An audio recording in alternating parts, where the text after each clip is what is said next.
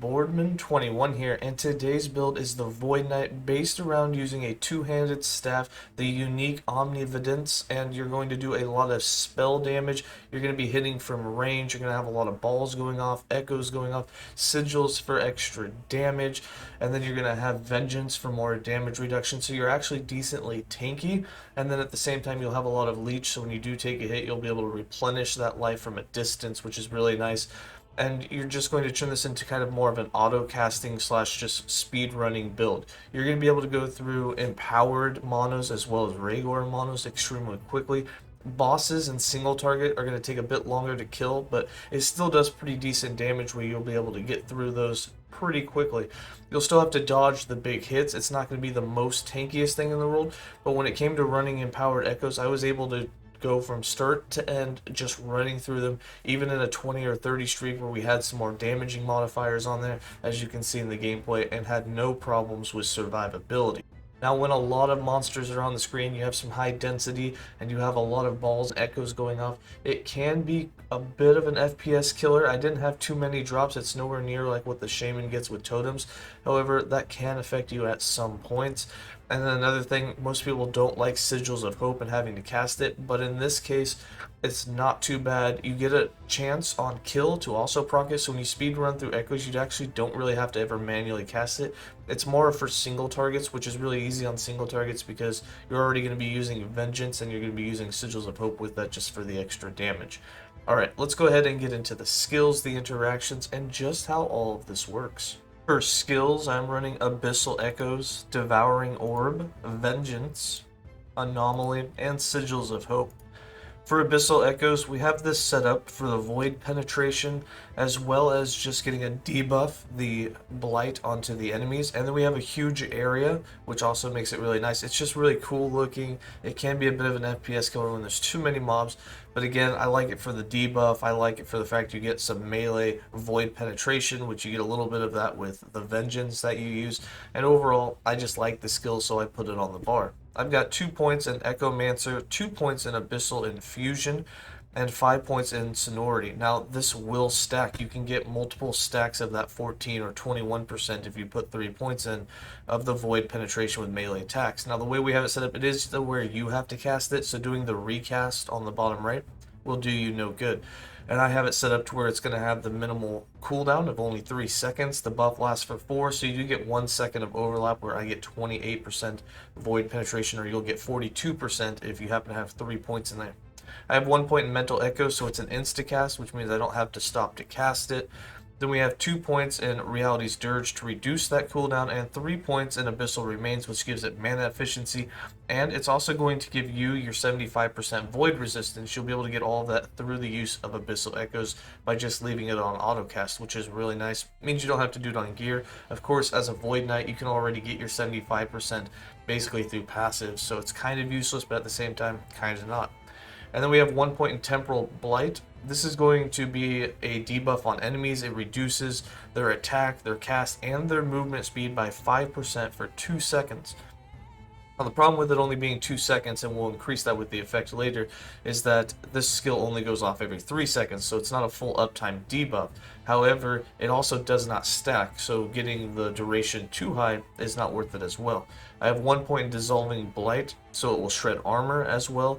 2 points in Eons of Pain, which increase that duration by 60%, which now puts it at just over 3 seconds. That's all you need, as the skill goes over every 3 seconds. So when it goes off every 3 seconds and you have a 3-second duration on the debuff, that's 100% uptime on the debuff. And remember, it doesn't stack. I do assume when you get hit by it again that it refreshes the duration, but I can't really prove that as there's no debuff icons on the mobs to test that. And then 2 points in Potent Blight for the effectiveness, so it's going to have 60% increased effectiveness, which puts it at almost an 8% reduction of move speed, cast speed, and attack speed, and about 32 armor shred. And for Devouring Orb, we have Devouring Orb set up to orbit around us and to fire off its Abyssal Orbs to get in as many hits as possible, and then of course it explodes when it dies, and there's just all sorts of Void explosions going off on the screen. We have 2 points in Void Adept, 1 point in Cataclysm, and 5 points in Orb Master. This reduces the cooldown to a point where you can cast it. I believe my cooldown is at, of course it doesn't say in the build planner for me, but I believe it's like 1.3 seconds. It might be a little higher than that, but it allows you to cast, and you're going to have a lot of balls going around you. And each one of those balls with 1 point in Hollow Orb, 1 point in Abyssal Emission, and then 7 points in Dark Torrent. Every one of those balls is going to be firing off an Abyssal Orb. At this point, it's normally once every 3 seconds, but with a 210% orb frequency, I believe you're just under 1 second or just over 1 second. It's right in that range. So you're going to have about 10 to 12 balls active at all times, which means 10 to 12 of these will be fired every second. And it's just a lot of hits, and because we have so much void damage, it does really good damage for you. Then we have 1 point in Dark Moon so that they will orbit you as you move so that they don't leave them behind. 1 point in Abyssal Rush gives you 10% move speed with them. 1 point in Cosmic Impact increases the void damage with the actual orbs themselves, not the Abyssal orbs. And then 3 points in Sightless Star gives you cast speed and mana efficiency. Now the reason to go with the cast speed is because it does stutter step you. But the more cast speed that you have, and it's almost worth going full 5 points here, but there was nowhere else I wanted to pull them out. But with that cast speed, if you stutter step every time you cast it every 1.3 seconds, it actually makes that less of a stutter because you cast it quicker, and so you just notice it less. You'll still notice it, but it will be less. Getting a lot of cast speed is definitely helpful in this build.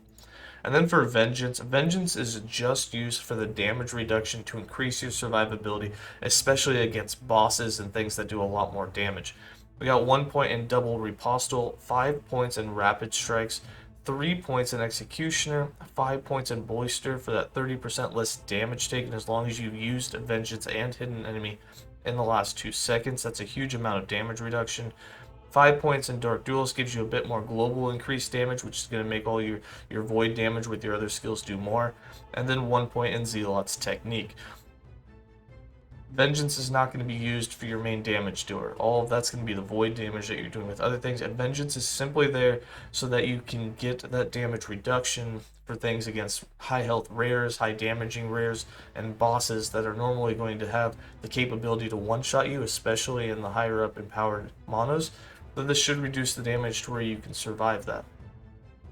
We have Anomaly, and Anomaly is used basically for leech. That's really all you want it for. You want the time bubble and the leech, so you want 100% uptime of the time bubble and then as much leech as you can get, so when you do take a hit, all of that void damage you're doing is instantly going to just replenish your health.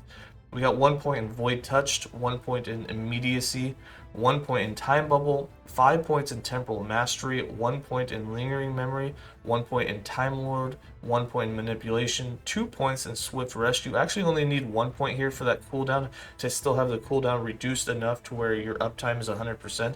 If you do want to switch it back, you can take 1 point out of here and put 1 point back into Manipulation for more cast speed. And then the big one, 4 points in Time Eater for 2% health leech and doubled for void damage, so you actually get 4% void health leech, which is huge. And then 4 points in Void Maul for 200% increase, so that 4% for void damage becomes 12%. And then you have a bunch of void leech elsewhere in your trees and on your gear, and it's a huge amount of leech that you have. Void Knight probably rivals the Lich for how much actual leech that it can get. And then Sigils of Hope is just used for more damage. It's an insta-cast, so it won't slow you down. It does give you some flat armor for more survivability, but it's the void flat damage that it gives you along with some increased void damage that's really beneficial from it. We have 5 points in Empowering Sigils, so when you do have 4 of them active, you can have 4 with this setup. You'll have 120% more damage. 3 points in Decree of Flame gives you 3 additional flat fire damage. You get 4 naturally, so this brings it up to 7. But with 1 point in Sigils of Despair, that 7 flat fire becomes 7 flat void with 4 of them. You'll have 28 flat void damage added to spells and attacks. Vengeance will do more, Devouring Orbs will do more, and Abyssal Echoes, which does hits but not hits, I believe will do more. And then you get the increased void damage, which affects all of those skills, so that you'll have 60% more void damage. 1 point in Last Wish has a chance to summon a sigil on kill. When you're running through echoes and just annihilating everything, you don't ever have to cast the Sigils of Hope. You're going to be proccing them off of the kills that you get and then just doing more damage all the way to the boss. 2 points in Roar of Alacrity gives you more cast speed with Sigils of Hope. which unlocks the 1-point exigency. I have no idea. But this turns it into an instacast, slightly more cost-effective, 1-second cooldown. But again, if you do want to cast it, if you're in a boss fight, it's always better to make sure that you can keep Vengeancing to get the damage reduction. So turning this into an instacast when mana is not really an issue is a pretty big deal. Then we have 3 points in Iron Sigils for more flat armor per active sigil. We have 4 of them with 120 flat per, equals a total of 480 flat armor, which is pretty big, especially from just one skill. 4 points in Enduring Hope makes them last longer, so you don't have to cast or proc them as often, so you can stay at the full amount of 4 of them more often. And 1 point in Tetragram, so you can get that 4th one. For passives, I have 20 points in the Sentinel base class, with 8 points in Juggernaut, 5 points in Armor Clad, 2 points in Relentless, and then 5 points in Time and Faith, so we gain health and mana whenever we do use a Vengeance.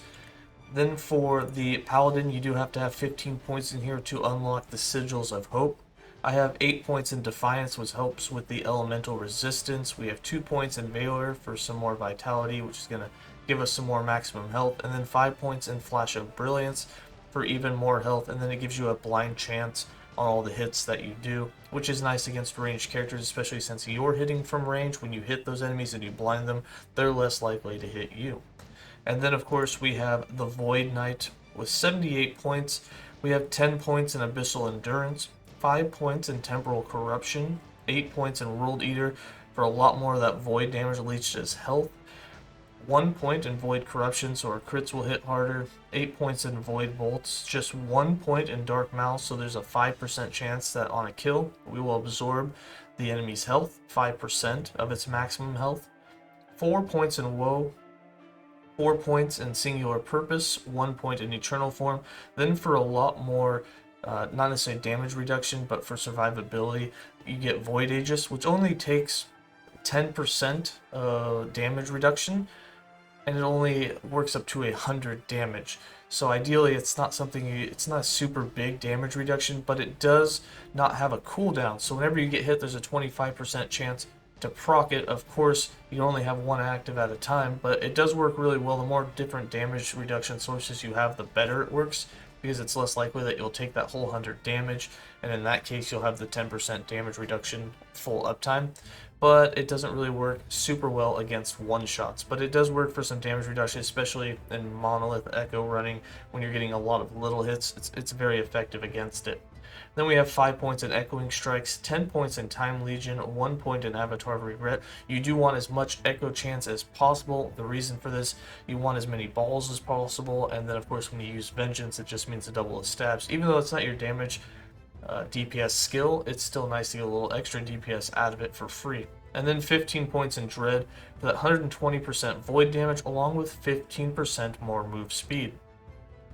And then for our idols, our items, our blessings, for the idols, you can go with any idols that you want. I went with as much leech as possible, just so that you can have as much survivability. If you want to do more damage with Vengeance, you can get Vengeance idols. If you want to have less mana being spent, which mana is really not a super big issue in this because of the staff, it has such a mana reduction for you, that you could get void damage skills have mana efficiency. You can put those on. You can get damage whenever you've used Devouring Orb in the last few seconds. There's a lot of different things you can use. You can get more damage, more DPS. I wanted more survivability, so I put on the damage leech as health on hit.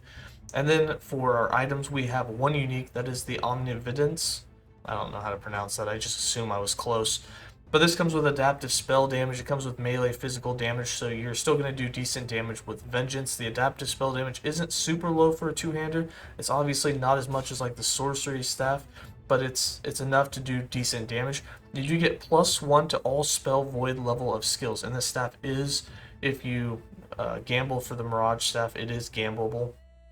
Not only do you get +1 level to all void level of skills, which is all of your skills, you turn Sigils of Hope into a void.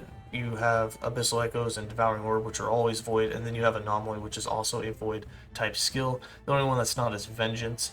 However, you also get a -5 spell void mana cost, which means Devouring Orb, Abyssal Echoes, Sigils of Hope, and Anomaly all have a -5 spell mana cost, which is huge.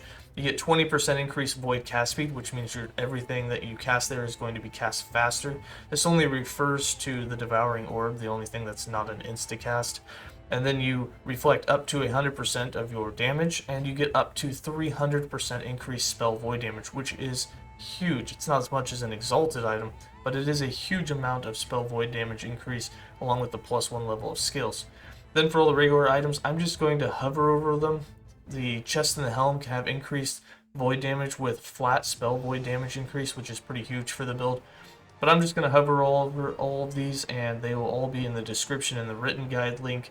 You'll find the build planner link inside of that written guide, and you can go there and mess around with these, change it up, put your items on, see what you need to change, all the above. Then for blessings, they're all in here. Once again, I'm just going to hover over them. Obviously, you can get a chance to shred void resistance on hit, which is going to increase the void damage that you do. I got it from the Black Sun. You can get the empowered version, which will be a slightly higher chance, so you'll get more shred stacks on there. And then after that, I got my critical strike avoidance also through the Reign of Dragons timeline. You can get an even higher percentage if you do the empowered version and get it, and that'll help you with gearing so you don't have to put as many affixes on gearing for it. And after that, there's really not much. I went with endurance. I don't have the endurance threshold. I have chance to shred physical resistance, but obviously endurance threshold would be more survivability for you instead of the physical resistance, which was really only reflected in your vengeance damage, which again is not your main form of damage that you're doing, so this one's really not needed. For the character sheet, as you can see, we're capped on all resistances, even without using Abyssal Echoes for that void. Almost all of this void does come from passives. You can see we have about 21% armor. Of course, that will go up as we use sigils. If I use all 4 of them here, you'll see not only are we gaining damage, but we gain that flat amount of armor, which puts us at 30% physical damage reduction and 15% of all other types.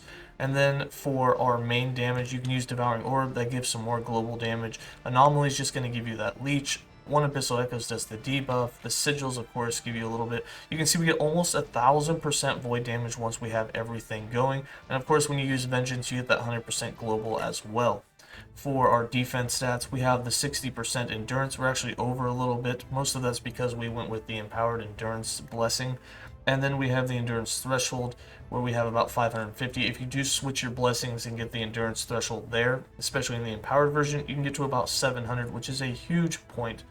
That's going to increase your survivability, especially since you only have 1500 health to begin with. That means about half your health will have 60% additional damage reduction. And then, of course, we have that 100% critical strike avoidance. For the skills rotation, how to play the build, I like to put Anomaly, Devouring Orb, and Abyssal Echoes all on autocast. So I'll go ahead and do that. And then of course the sigils, when you're running through the echoes, you're just going to kill things and that will proc all of the sigils that you need. If you do have to cast them, as we'll do here, you'll just go ahead and get all 4 of them, and then you can use Vengeance, and you can see the kind of damage that we're doing here. We're doing about 2,500 to 3,500 damage for every hit. Remember, the Abyssal Orbs are actually not going off right now. This is just the Devouring Orbs and their Time Rift damage that they're doing. We're not getting the Abyssal Orbs because the dummy doesn't count as an enemy, and therefore it's not actually proccing the Abyssal Orbs, which would be going off each second from every one of these balls, which would be another 10 to 20 hits per second. And then for Vengeance, of course, you're just going to use that whenever you actually need to attack an enemy. You need the damage reduction. To get your mana back, you'll use Vengeance. Just standing here without doing anything, you're not really going mana negative. You kind of stay pretty consistent at about the same amount. But as you can see, there's just a huge amount of Devouring Balls. You have Anomaly for all that leech. You have Abyssal Echoes going up. You have all the Time Rifts going up. And at this point, you can just run through, as you saw in the gameplay. You just run through and everything just gets annihilated in that entire AoE. Alright, that's going to be it for this build video. If you have any questions, feel free to comment below. Go to the written guide, comment there, or join the Discord and ask questions inside of Discord. I'm usually the most responsive inside of Discord. It's getting harder and harder to respond to all comments on YouTube, especially with not only how many there are, but the fact that sometimes YouTube doesn't even alert me that I got comments. So it can be a bit of a struggle there. I am on the LE forum, so if you comment there, I usually comment back there almost as much as I do on Discord. And then, of course, Discord, obviously, I just tag me and I get notified, and I'll be able to see that usually pretty quickly, unless I'm busy at work or tied up with something, or, you know, sleeping like humans do occasionally. But that's it for this build. Hope you enjoyed it, and as always, stay safe, travelers.